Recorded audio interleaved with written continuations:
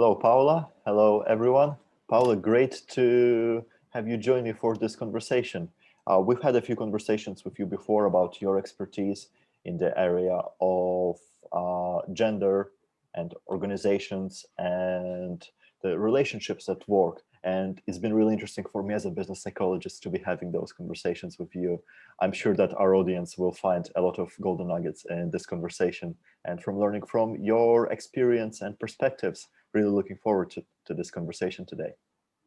Thanks, Pavel. It's great to be here. And yeah, I mean, I've just enjoyed our conversations prior to this, and I have no doubt that there's so much more we can be talking about as well. Absolutely. And could you tell us a bit about yourself, please?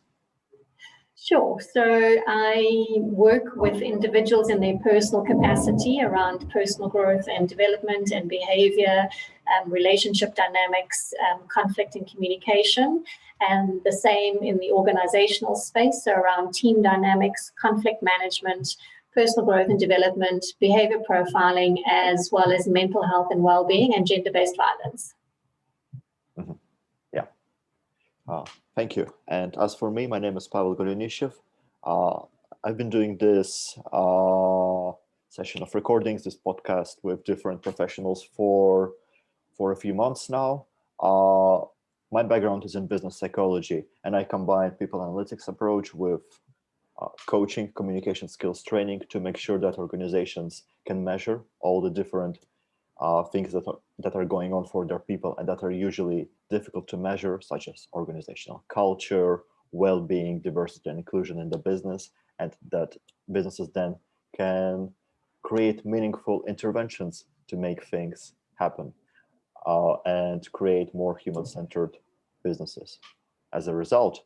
And Paula, there's so much that we can discuss from our unique takes, from our unique experiences and areas of expertise, but something that I think is similar in our philosophies, I guess, in the overall, I guess, the set of values that we bring to our work is the idea that workplaces need to be a little bit more human. It's important to be bringing that sense of understanding the basic psychology of relationships and understanding how this plays out in the boardroom, in the workplace.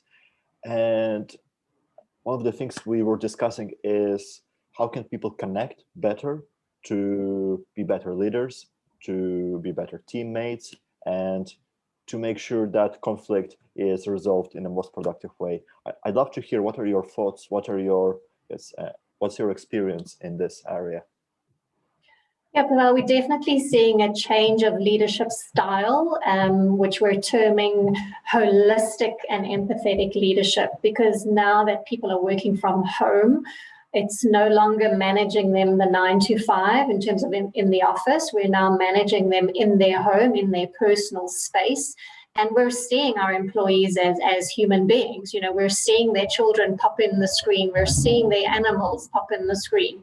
You know, we're seeing into their personal space, and we're seeing them holistically as a whole person, and that they have a life outside of office hours.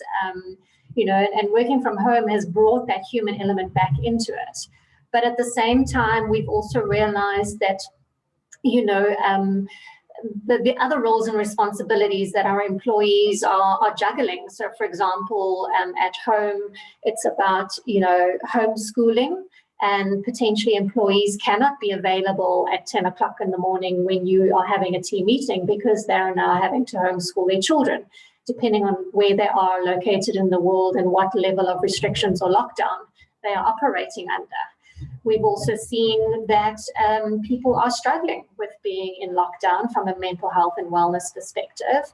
People are talking about fatigue and digital fatigue and being connected online. And we know from a human perspective, we're not wired to be online all the time.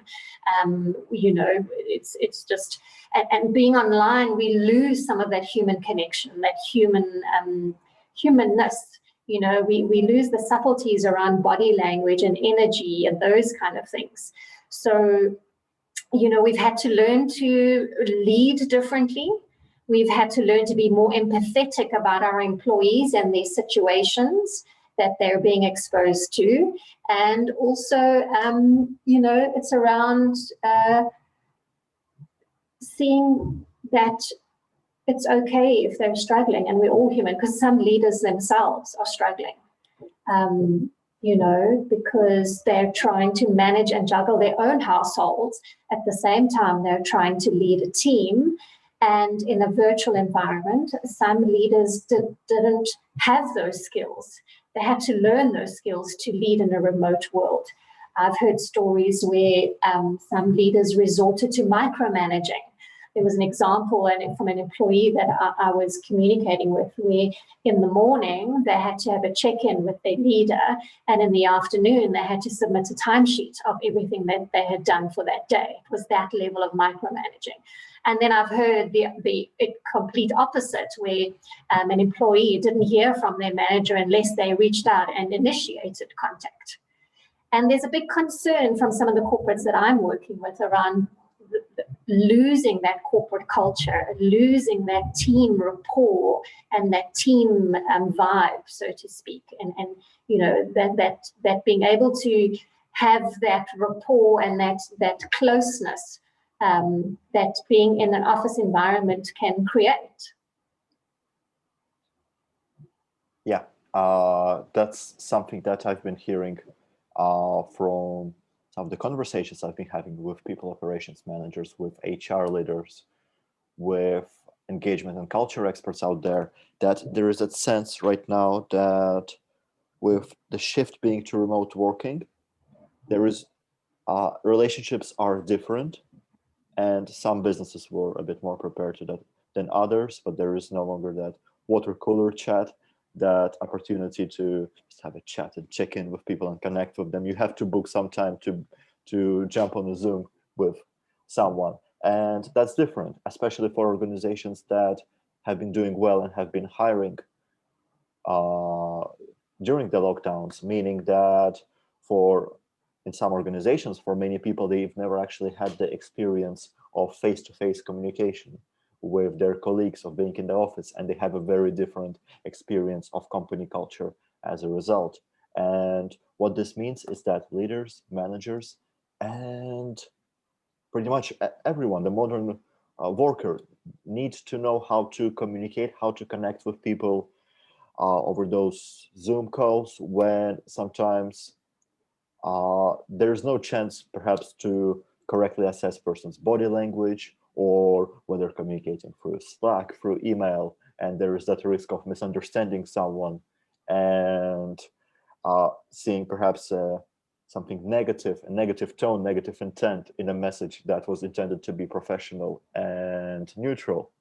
And that's another big challenge with remote working. Sometimes conflict may arise because people are a bit tired. Everyone's going through lots of challenges right now. It's perfectly human.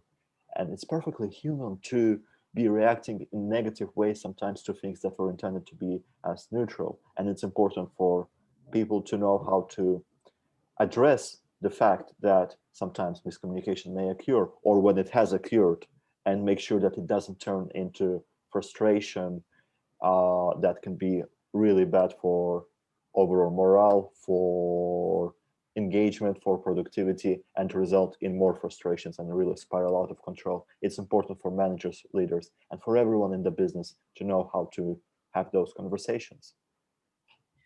Absolutely. And, you know, as you said earlier, you know, we lose the social side of it. In the office, we can grab a quick coffee. We can have the social, you know, social drinks or activities after hours or after work, or team building events. And so we have to be intentional now about creating that social time, but it's still happening online majority of the time. And so from a leadership point of view, on two levels. It's one, being intentional about checking in with individuals and making time for that. And then being intentional about creating group time and fun time that is not work related, to keep the vibe going, keep building that rapport and those relationships and that connection amongst the team to keep the healthy dynamics going. But at the same time, having to learn to communicate differently. particularly when it's through messaging, whether it be WhatsApp, Slack, email, etc. When we're reading something, if we know the person, we invariably end up reading it in that person's tone of voice because we're familiar with that person. But if it's someone that we're not that familiar with, we can potentially misinterpret or misread it.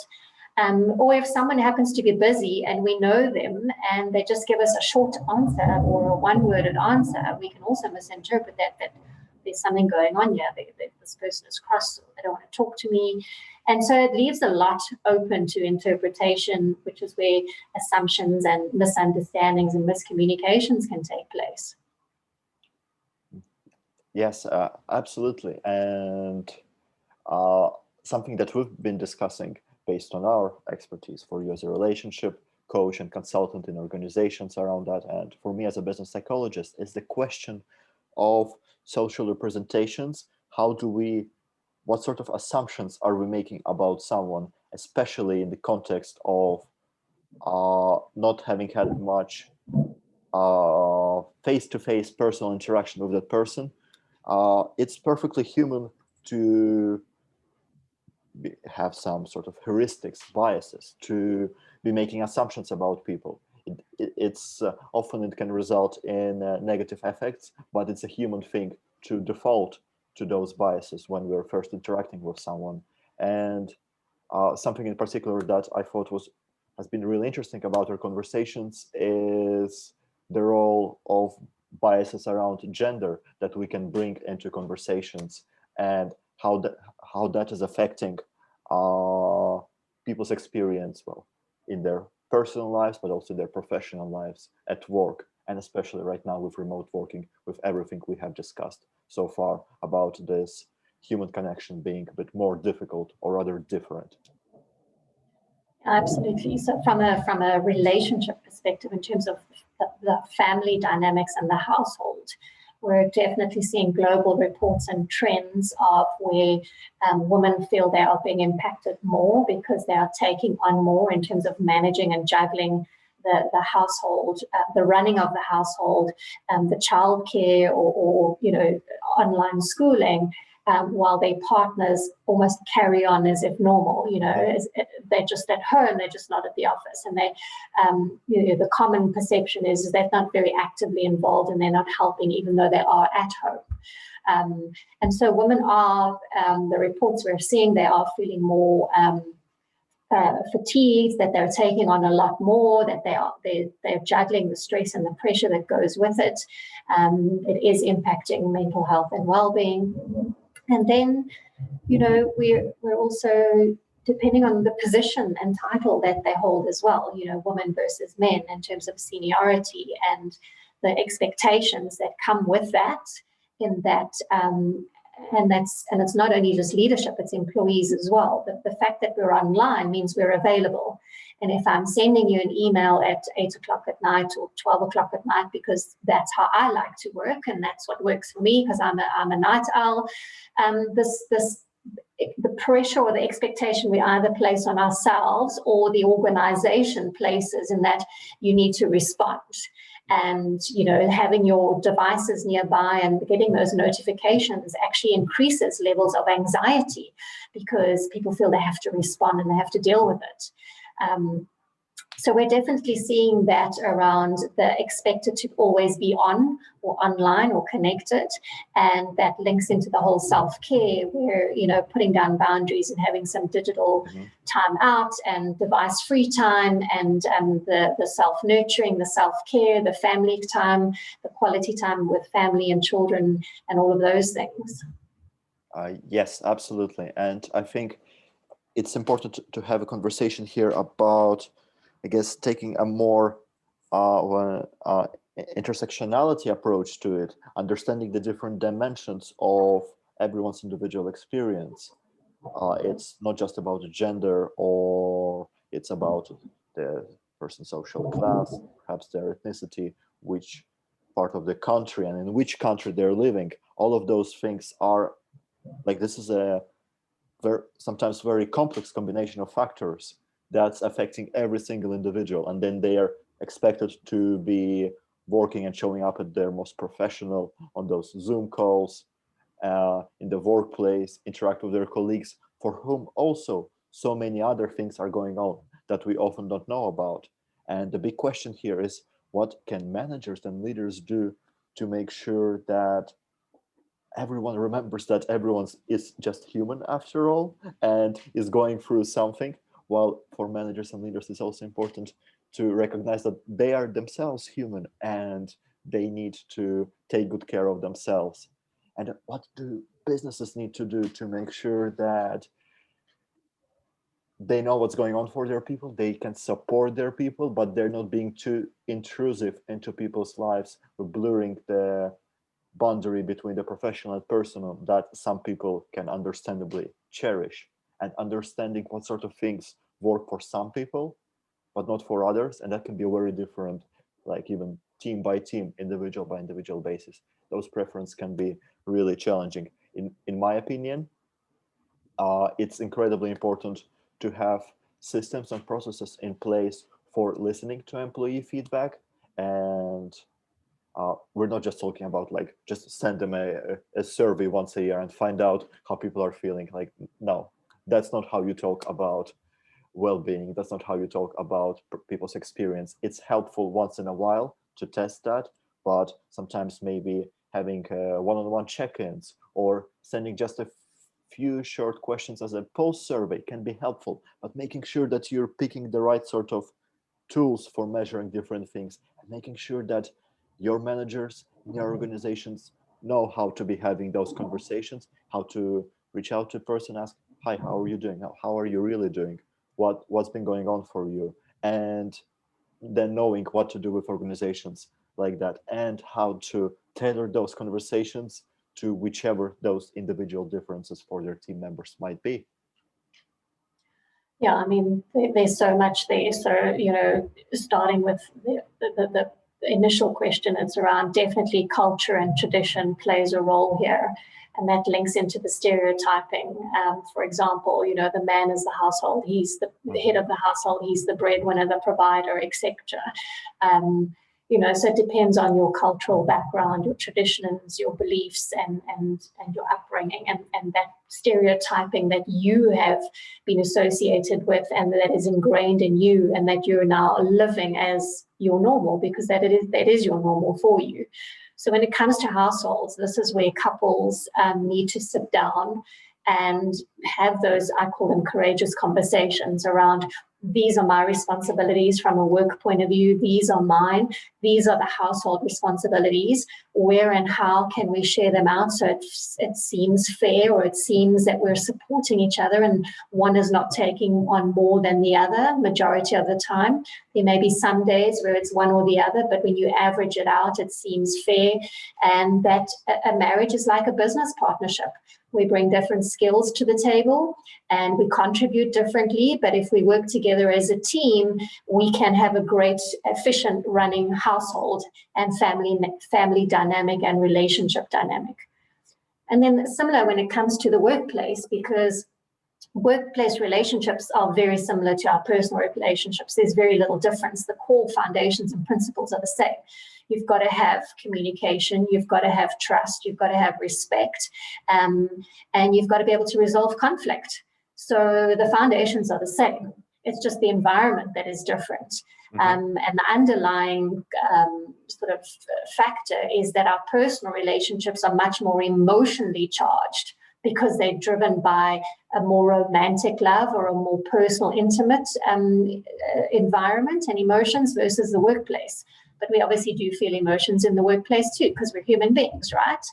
So when it comes to the workplace, when I work with teams and leaders, I encourage them to have VUCA moments. So we all know the term VUCA. It stands for volatile, uncertain, complex, and ambiguous. I'm sure you've heard of it, that we're in a VUCA world, a VUCA environment. So I encourage my teams to have their VUCA moments. And it really is a simple formula they can use when they come into having team meetings or team discussions.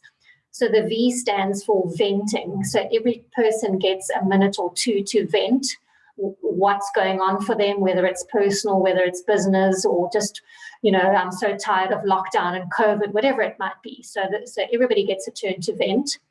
Then the U stands for update. So every person gets a turn to update where they're at and what's going on in terms of their deliverables or their project status, or you know, status updates. The C stands for connect, and this is by creating that safe space of venting and updating. You're creating a space where you can connect with each other as team members, because we're now seeing the human side of you as well. And it also allows the manager an opportunity to connect with each one individually by being intentional about what the person is saying, what they're venting about, what their update is about, where potentially they need to jump in and support in terms of managing deadlines or additional support, or you know, whatever the person is saying or communicating. And then the A is ask, and each person gets a turn to ask what they need in terms of support or help or assistance, or prioritizing or managing workloads, etc. And the ask can be either personal and or from a workplace perspective. And this way the team knows how to help and support each other, but the manager also knows, or the leader knows, how to support based on what each individual is asking for. Now, depending on the size of the team, if it's a large team, it may be very difficult for the manager to, you know, to be there and available for everybody. So teams can create a buddy system as well, where they can be a buddy for each other and an additional support mechanism that they can leverage and lean on to, you know, to kind of help ease the load from just being on the leader themselves. Oh, that's thank you for sharing this, Paula. I think there are so many interesting things. I didn't know about this use of VUCA acronym. I've heard it before. I didn't know about this use, but I think it makes such a good sense. It's incredibly important for organizations to be having those conversations, to feel that there is a safe space, that what they're saying will not be used against them, and having that environment of psychological safety. And I guess it's really important to have that initial level of trust already in the business when someone's reacting. When someone's just reacting to the events, it may be a bit more difficult to do a program like that, or perhaps people would need to spend a bit more time on the venting part of the conversation, which is perfectly understandable. Something that you said about this distinction between the personal and professional, I think it really makes sense. Sometimes people can be more emotional. It feels more emotional talking about the personal stuff. But I also think that in a way, the distinction between personal and professional doesn't make that much sense.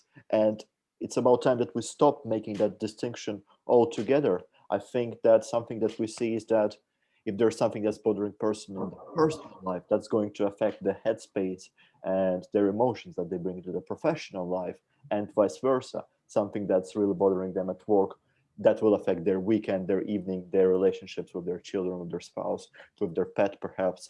And those are important things to consider. I think with remote working, we have sort of seen, it's like almost like the way I see the reality is sort of taking humans and like showing us like, look, there is no real distinction between personal and professional. You need to have like everything aligned, and you need to know how to be having those conversations, because we are humans, have so many emotions, so many things going on for us, and that's fine. And that's perfectly human, but we need to be talking about those things in the workplace and at home to make sure that we can be at our best and I guess at our happiest, and be having those productive, courageous conversations, as you've called them, wherever we are, without really making a distinction between personal and professional, while of course keeping the boundaries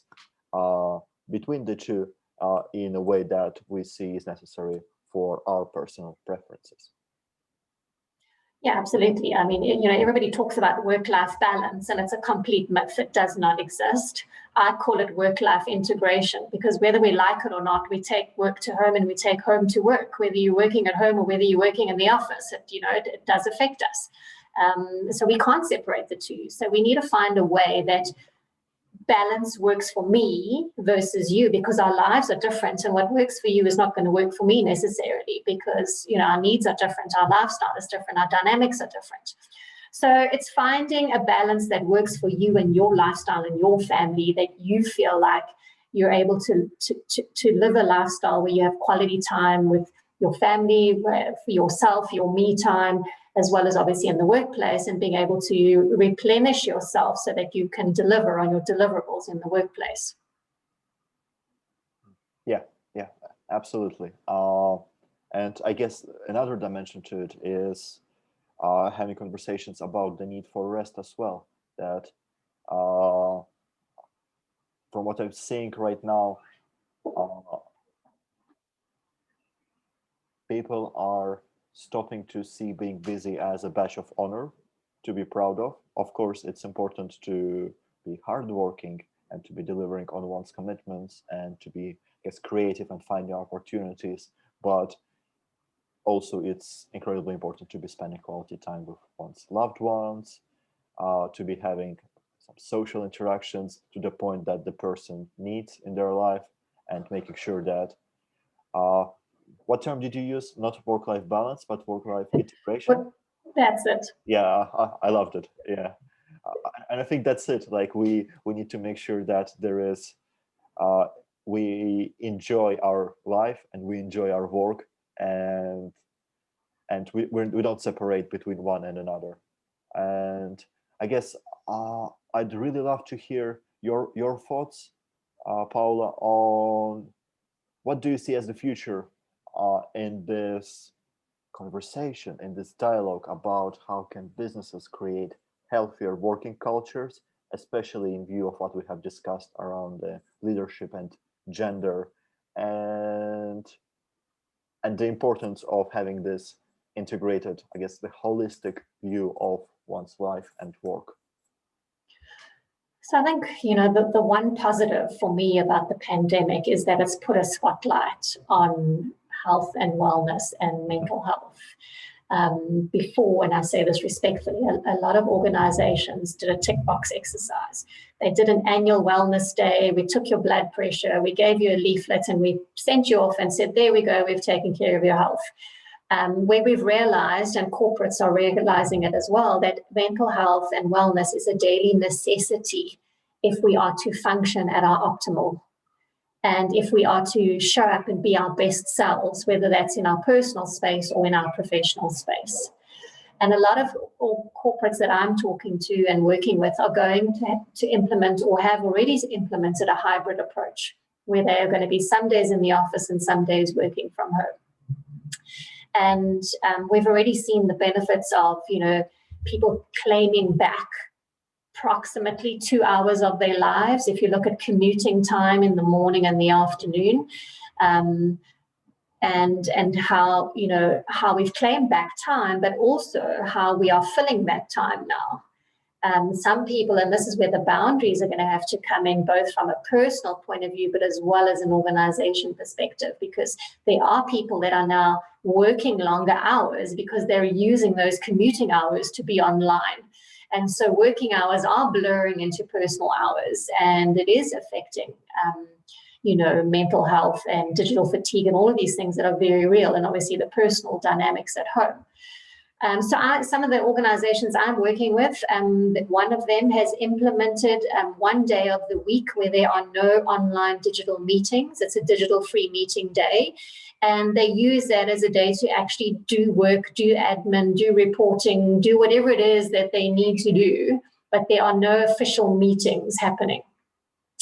And one of their biggest concerns is burnout, which is a very real implication and concern for a lot of organizations with people suffering from digital fatigue.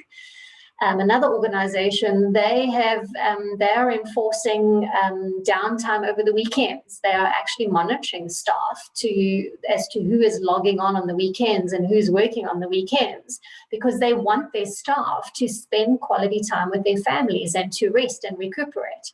So we're going to start seeing more of that, I think. Obviously, companies and leaders are going to have to learn how to manage productivity and as output and not hours at desks. And I think some are still struggling with that.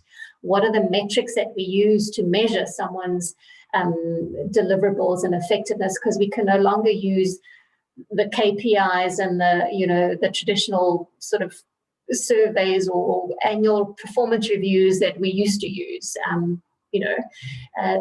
People don't want feedback from 6 months ago. They want on-the-job feedback and on-the-job training. And we're going to have to find ways to keep teams and organizations and individuals stimulated and opportunities for growth. And there's so many opportunities growing, opened up now with all these online courses and webinars and seminars and, discussions like we're having, where people can upskill themselves and educate themselves outside of the traditional ways. So having a degree or an MBA, for example, those things are great, but it's real-time skills and bite-sized modular training that is now becoming more of a trend. Also around mental health and wellness, companies are going to have to start looking at what support structures they have in place and potentially reviewing those, because they may not be applicable in a digital world anymore, because they were digital for on-site, they were applicable for on-site and in the office and in the workplace. And so they may have to review all of those things. And unfortunately, we were talking about it earlier, some employees are not safe working from home because of gender-based violence or domestic abuse. And that is going to have to be a topic that employers are going to have to look at and incorporate under mental health and well-being as well. Yeah. Business leaders and all of humanity have so much to think about, so many things to address that perhaps we didn't, some of them we sort of swiped under the carpet and didn't discuss before we were faced with remote working and all the challenges of the pandemic. And some of those things, maybe we don't even imagine at the point that it's going to be something that we'll need to be discussing. And I think that what's for certain is that the future of work needs to be more human. The future of work needs to make sure that people know how to be having those conversations with each other, those courageous conversations about understanding what's going on for themselves, knowing how to communicate their own feelings and emotions to others at home and at the workplace, whether it's remotely or back in the office. And organizations need to know how they can effectively measure those elusive constructs like well-being, organizational culture, diversity and inclusion in the business. How do people feel, their emotions? Those things do need to be measured, not measured for the sake of measuring something and saying, look, we're committed because we've measured it, but for the sake of providing meaningful, targeted, timely solutions to make sure that everyone has a better experience at life and at work. Definitely. I mean, we are seeing, with the younger generation, the millennials, the Generation Zs coming through, they are really looking at corporates to walk the talk. They only want to work for organizations that are, really being proactive around whether it's diversity, whether it's, being more efficient in terms of saving the planet or, animal cruelty, those kind of things, that they are holding us accountable a lot more. And want to see the evidence of organizations that are doing those kind of things as part of their doing good for humanity and the planet, so to speak. We've seen big trends going towards, organic or anti-cruelty, makeup and brands and clothing and stuff like that, and, saving the planet and saving the ocean and plant-based diets. So, we're moving towards those things. And it's becoming a way of life more and a lifestyle than just a fashion or a fad as it used to be. you know, with all these new diets and stuff that came out and trends. But diversity also is so much more than just race and gender. It's around how do we acknowledge the different voices in the room and the different ideas and the different skills in the room, because collectively we've got so much value to add in making a difference in the workplace and in the home. Absolutely, Paula. There's, as we've said, like with everything we've mentioned, there's so much to look into. There's so many different things to solve in this more complex environment than ever. And I guess with those conversations like this one, they're incredibly important for people, for professionals in our areas of expertise, and for everyone, to make sure that we are figuring those solutions together. On this note, Paula, thank you so much for joining me. Always a pleasure to speak with you about those incredibly important matters. How can our listeners get in touch with you? So you can find me I'm on all the social media platforms. So on LinkedIn, on Facebook, on Twitter, on YouTube and Instagram. And then you can find me on my website, which is 𝗕𝘂𝗀𝗶𝗄𝗏.com. Yeah, thank you. And I personally follow Paula's YouTube channel, and I can recommend everyone who's listening to subscribe, to follow it. There's lots of great micro-learning content, some like quick nuggets of wisdom that I'm sure everyone can really benefit from, especially if you enjoyed this conversation. And I would invite everyone to also check out my YouTube channel, Business Purpose. I think I've put my website there, but just look up Business Purpose channel on YouTube and you'll find it. And there are lots of other conversations with professionals in different areas of expertise who you can benefit from, whose insights we can all benefit from. And I can also be contacted through LinkedIn, through my website. And I'm always happy to have a chat about how to improve communications in your organization and how to make sure that you're measuring what you want to be measuring through effective surveys, focus groups, interviews, or whatever would be the best for your organization. Thank you all for listening. And Paula, thank you very much for joining me today. Thank you. I really enjoyed being here with you today.